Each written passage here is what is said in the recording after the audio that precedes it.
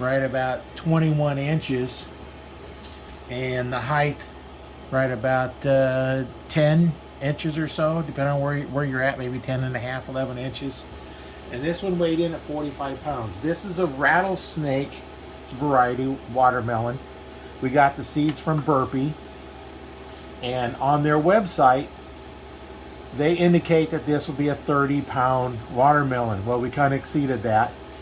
We have picked some 30-pounder and a couple 20-pounders so far. There's another one this same size out there, not ready yet. So we're going to cut into this one for the first time. We're going to see what it looks like. Being 45 pounds, we're still going to be too heavy. If we go halfway through, there's still going to be 20-some pounds. That's still too heavy for a shelf. So what I'm probably going to do is cut it in half and then cut each of those in half, so cut it in quarters. So that's what I'm probably going to do. That way we have small enough that we can actually put them on the shelf and get it cold. Now the ends we'll put in by themselves. The other ones we're going to have to wrap, or I'll probably take off the rind off of it and then just cut them up, put them in a container. So let's see what this looks like. We're going to start off with right here and cutting this end off. You can hear it kind of popping as we're going. There's a lot of juice in here. You see the knife is coming out really wet already. That's one thing these watermelons have been doing, was there it was just popped all of a sudden by itself. And now that's what the inside looks like. And let me take a piece of this and you can see how much water is in here. That is a lot of water coming out of here. I don't know how we can see it on the video, but those are just really, really juicy watermelons. And so you eat a little bit of this and you definitely get full.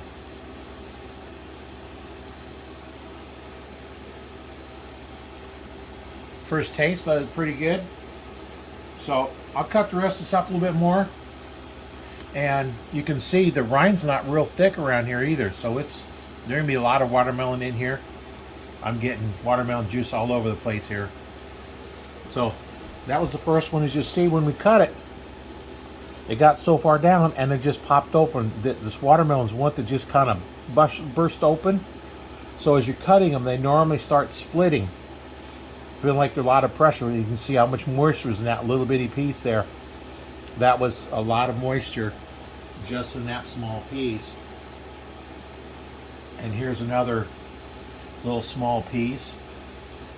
Let's see how much water we get out of just this one here. Let's go ahead and just squash it up, squeeze out our water out of this little piece here. And now you can see, let me pull this up where you can see into it. That's how much we got out of that, just that one little piece. You can see this is real nice and juicy watermelon. Well, that's our 45 pounder, the first cut. I'll start cutting it up and we'll put it in the refrigerator, get it cold. It tastes better cold than they do warm. Hey, I just cut this piece off on that one, and there's so much pressure in that watermelon. Look how much it's split clear down here. All the way down to the bottom. It split clear down there just by relieving, cutting this piece off of here.